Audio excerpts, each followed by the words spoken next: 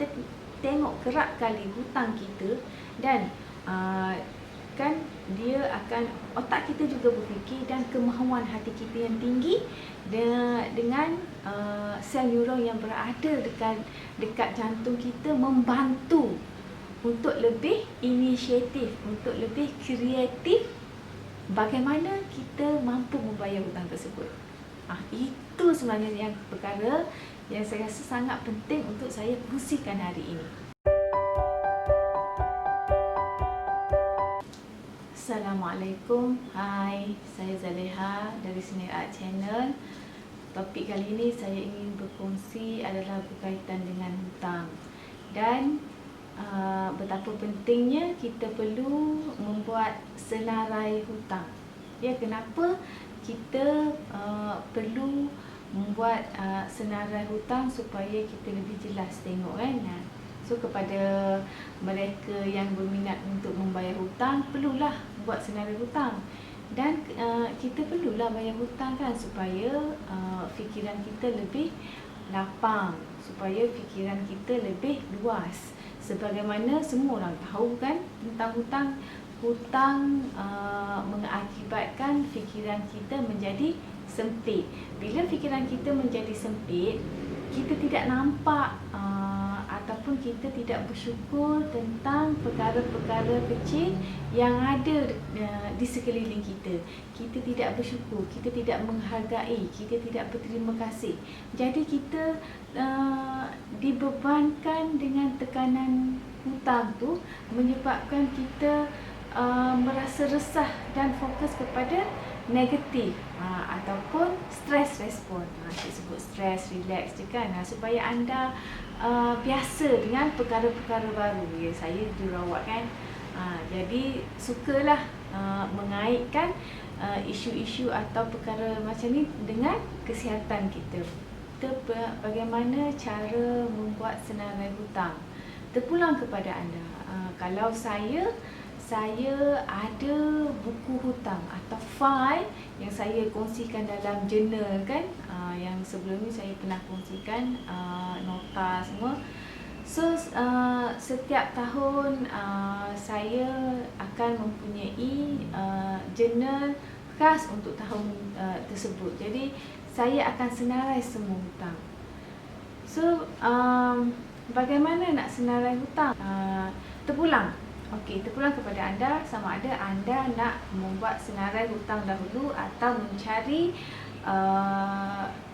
hutang yang mana yang tidak tepat kan. Kadang terutamanya hutang seperti hutang rumah kan. Jangan tipu. Saya percaya anda juga yang jenis bayar je hutang, tak tahu baki berapa. Sekurang-kurangnya anda perlu tahu 6 bulan atau setahun sekali anda perlu tahu baki sebenar hutang rumah anda. Jangan main bayar je. Banyak terjadi, rakan galeri saya pun dia dah terlebih bayar. Macam tu kan, dah terlebih bayar dah. Okey, bank kadang kalau sebulan terlebih bayar tak ada apa lagi, dah sampai banyak-banyak bulan kan. Dia orang kalau kita lebih bayar tak adalah dia ambil tindakan segera. Tapi kalau kita terlambat bayar sebulan, 2-3 bulan, dah sampai dah warning letter.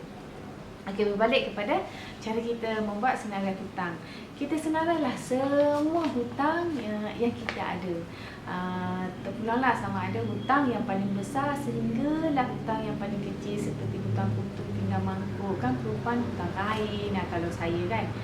So kalau hutang rumah, hutang kereta, anda perlu pergi ke bank dan berjumpa pihak bank untuk mengetahui baki semasa, current balance kan. Kita perlu tahu baki tu supaya semua hutang tu kita kalau rumah kereta termasuk dalam liability kan.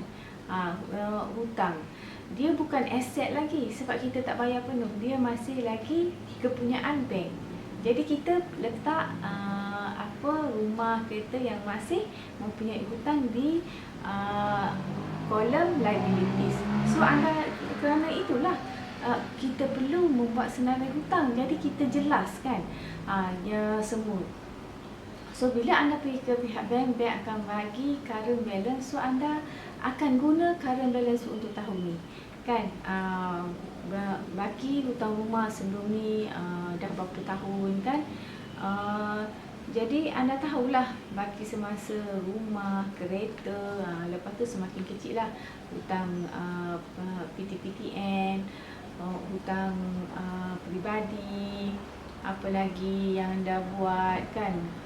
Termasuk hutang adalah pajakan, arahnu, apa lagi ya, hutang wang cash dengan rakan-rakan, kutu, hutang pakaian kecil-kecil, apa lagi yang dikira hutang, yang di mana kita mendahulukan wang orang lain, lebih kurang macam tu ya. Okey. Dan bila kita membuat senarai hutang, tindakan kita menggunakan tangan dan kita dapat lihat dengan jelas. Kita dapat lihat dengan jelas hutang yang kita ada. Jadi bila kita dapat lihat dengan jelas, fikiran kita akan lebih jelas, kita akan tengok dan kreativiti tu akan datang kepada kita untuk membuat pembayaran satu-satu ataupun membuat pembayaran interest yang lebih mahal, kan? Contohnya kad kredit, dia punya interest kan tinggi berbanding dengan hutang-hutang yang lain. Jadi anda bolehlah fokus yang mana. Sama ada yang kecil dulu. Saya pernah kongsi dalam bagaimana kita membayar hutang, kan? Cara yang lebih mendorong kita atau motivate kita untuk membayar hutang. Dalam video-video yang lepas saya dah share bagaimana, kan, benda-benda yang basic macam tu. Tapi kali ini perkara yang lebih penting, yang berkait rapat dengan perkara paling penting kali ini adalah kenapa kita perlu membuat senarai hutang. Okey, cara membayar hutang apa semua saya dah kongsi dah. Tapi pentingnya kita membuat senarai hutang, kan? Bila kita membuat senarai hutang, mata kita jelas pandang benda tu, kesungguhan kita untuk membayar hutang tu. Dan yang paling penting ialah niat kita. Yang saya nak kongsi kali ini adalah bagaimana bila kita menulis, kita pandang dengan mata kita dan dengan hati kita, niat kita untuk membayar hutang. Anda perlu tahu bahawasanya hati kita mempunyai sel otak. Neuron sel juga berada di hati kita. Hati kita bukan liver yang saya maksudkan di sini. Hati yang saya maksudkan di sini adalah jantung kita. Jantung kita, para saintis menemui sel neuron yang sama, sel neuron yang berada di bahagian otak kita juga berada di hati kita, di jantung kita. Ini bermakna jantung kita mampu berfikir sendiri tanpa melibatkan otak kita. Perkara baru, kan? Ya, itu kenapa kita perlu ada niat. Itu juga berkaitan dengan subconscious mind kita, niat kita, kan, hati kita. Itu kalau dari segi agama, buruknya hati, jantung kita, buruklah fizikal kita. Baiknya, sucinya, bersihnya jantung kita, maka bersihlah fizikal kita. So kerana itu adalah sangat penting untuk kita membuat senarai hutang, kan? Okey, kenapa kaitannya dengan, walaupun jantung kita ada sel sel neuron ataupun sama dengan sel otak kita, kan, yang di mana jantung kita boleh fikir. Ya, kerana bila kita sel neuron jantung adalah dia tersendiri, dia bersendiri dengan jantung, dia tak ada direct connection dengan sel neuron yang berada dekat otak kita. Sel neuron dekat jantung kita, dia akan bila kita niat yang sama, berfikir perkara yang sama, atau contohnya bila kita melihat senarai hutang kan, bila kita melihat senarai hutang, kemahuan hati kita itu akan merangsang sel neuron yang berada di jantung kita untuk lebih aktif, sehingga dia akan ada connection dengan sel neuron yang berada dekat otak kita. Itu kenapa kan kalau anda biasa dengar motivasi kan dekat YouTube atau baca, dia orang akan sarankan untuk kita menulis, untuk kita melihat. Kalau goal tu kan, dia orang sanggup tulis dia orang punya impian, dia orang laminate dan simpan dalam poket, dan akan melihat, sering kali melihat perkara tu. Kalau anda tahu Jim Carrey kan, hero filem The Mask tu, dia menulis cek kalau tak silap jutaan dolar kan, dia menulis cek jutaan dolar dan letak dalam dia punya wallet. So dia akan tengok cek tu, dan percaya atau tidak, selepas beberapa tahun dia berjaya mencapai income jutaan dolar tu.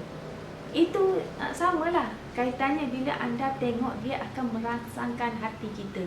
Sebab hati kita mempunyai fikiran yang tersendiri. Kita tengok kerap kali hutang kita, dan kan dia akan, otak kita juga berfikir, dan kemahuan hati kita yang tinggi dengan sel neuron yang berada dekat jantung kita membantu untuk lebih inisiatif, untuk lebih kreatif bagaimana kita mampu membayar hutang tersebut. Itu sebenarnya yang perkara yang saya rasa sangat penting untuk saya kongsikan hari ini. Kan? Okey, balik kepada senarai hutang tadi. Anda dah senarai hutang.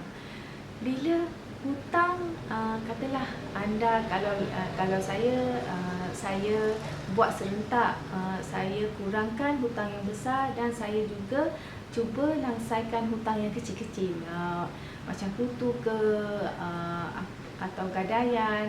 Terpulang boleh juga yang interest yang tinggi yang saya cakap tadi kan, hutang kad kredit.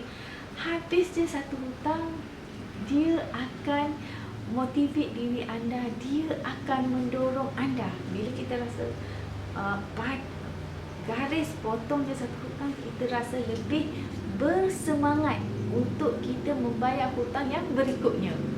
Okey, itu kenapa bila sampai tahap tertentu kan, dalam progres kita membayar hutang, dalam tempoh kita membayar hutang, anda perlu tahu dia juga akan meriliskan dopamin, sel hormon yang membuat kita excited, hormon yang membuat kita sangat gembira, kerana kita melihat hutang kita semakin berkurangan.